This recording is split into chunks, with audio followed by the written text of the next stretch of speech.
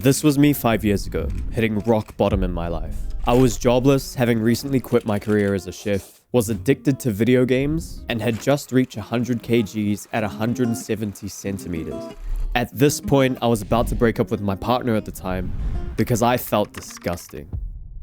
I had been inspired by self-improvement videos to get my life back on track, but I had no idea where or how to start. I just remembered that every time I watched a self-improvement video, I would be directly mocked for all the time I wasted on video games. Since then, I've changed my whole life by using my philosophy and actionable framework of life game design.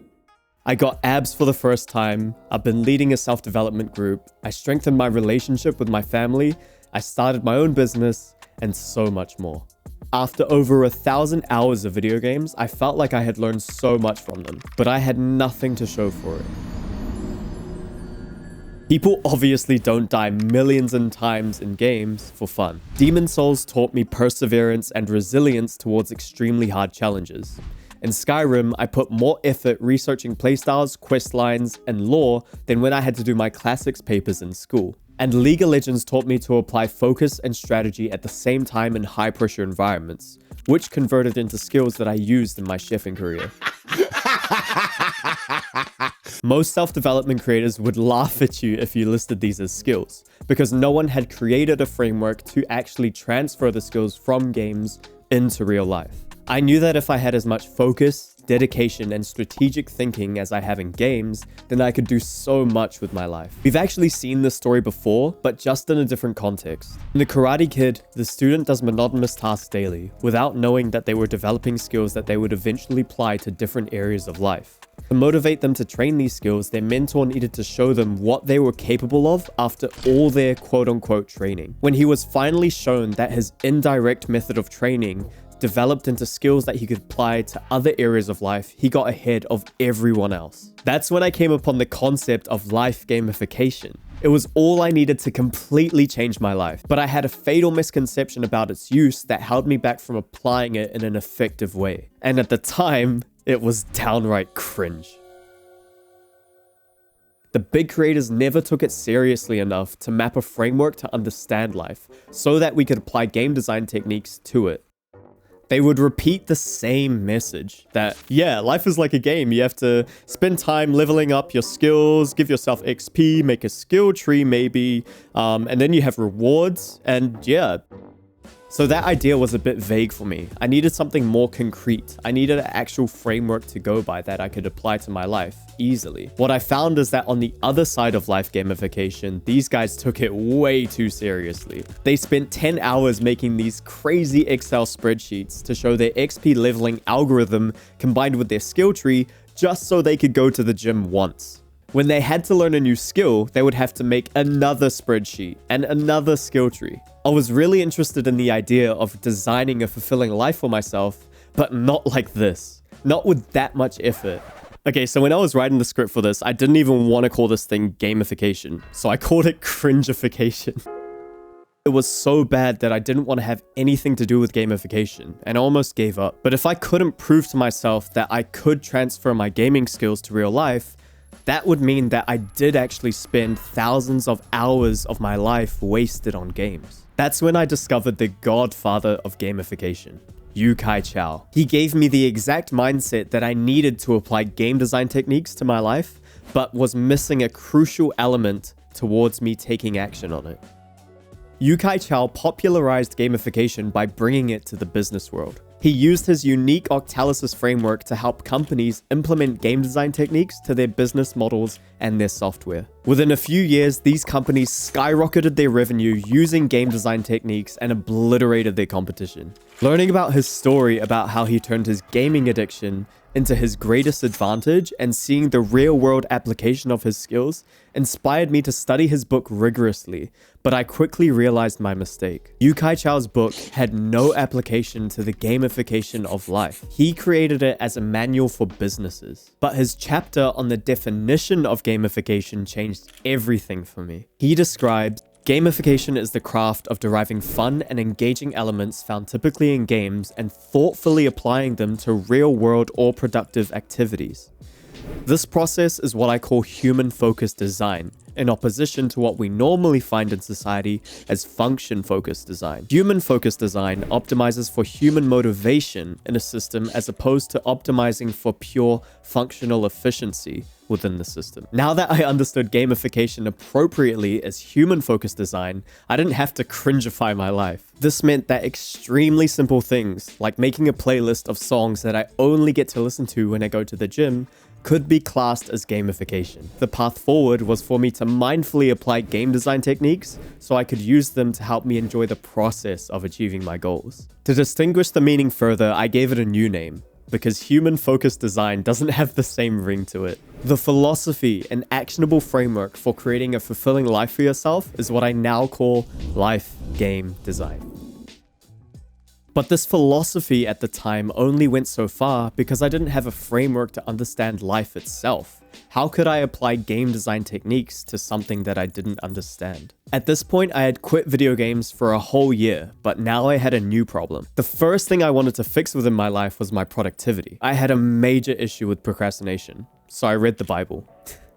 Not that Bible, the self-development Bible, Atomic Habits. Atomic Habits taught me the amazing analogies of how businesses use the 1% improvement rule to skyrocket the efficiency and output of their workers. It was the gateway book into me reading about other productivity books and frameworks like Deep Work, Getting Things Done, the Eisenhower Matrix, and more. At the start of learning these new tools to become more productive, I got really motivated to change my life. But even after all my study on these proven business productivity techniques, I still procrastinated, and especially on going to the gym.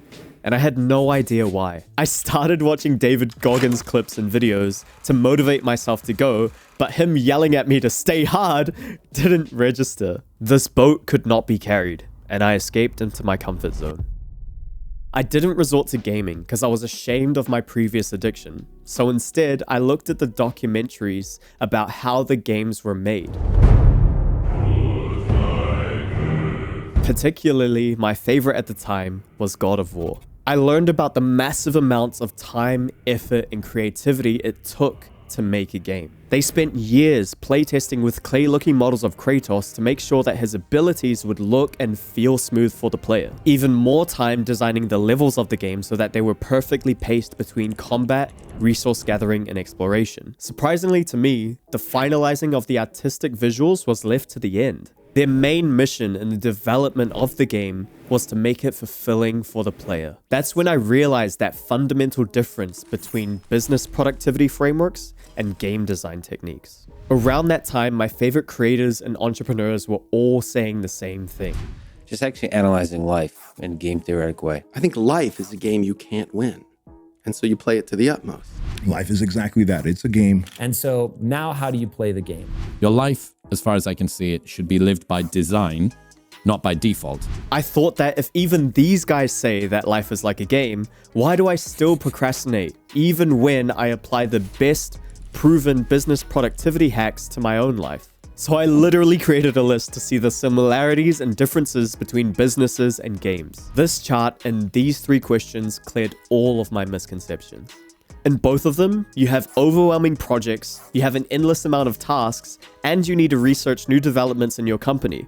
There were so many similarities, but the end of the list made it clear. You have to go to work, but you don't have to play games. You also get paid to go to work. And it's crazy because not only do you not get paid to play games, you have to pay to play them. I finally understood who these productivity frameworks were made for when I understood the difference in mindset between business owners and game developers. Businesses aim to make employees who get paid do more efficient work to get more revenue. The internal fulfillment of the employee is secondary or even less than to the business, because people need jobs and the work just needs to be done. Game developers aim to make gamers who have to pay productive within the game so they keep playing it. The internal fulfillment of the gamer is primary to the game developer because the game doesn't have to be played. Gamers might not want to pay for it, and they can stop at any time.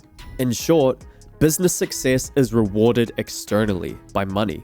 But the areas of life we want to improve are not. They are rewarded internally, like our mental health, physical health, and learning. What I learned from this is that if we want to optimize things that we have to do, we should apply business strategy. But if we want to optimize things we don't have to do, we need to apply game design. Game developers use hundreds of techniques to create fulfilling experiences for players that work so well, gamers will even put up with boring tasks that they don't even get paid for. This reminded me of a time in my childhood where I ran home every day in primary school to play RuneScape, so I could mine ore to get Guthix armor. It took me months of sitting down at my computer, hours at a time, pressing the mining button. The game design techniques got me hooked on boring tasks to get fulfillment from delayed gratification. And Atomic Habits taught me that self-development is all about doing the boring tasks so that we can get the rewards later. This made me realize that while businesses are the masters of human productivity, game developers are the masters of both human fulfillment and productivity. The stark contrast of these three questions made me understand the massive deficit I was starting my life gamification journey from. How much time do game developers spend on making games fulfilling for gamers? How much time do businesses spend on making work fulfilling for employees? And how much time did I spend designing a fulfilling life for myself?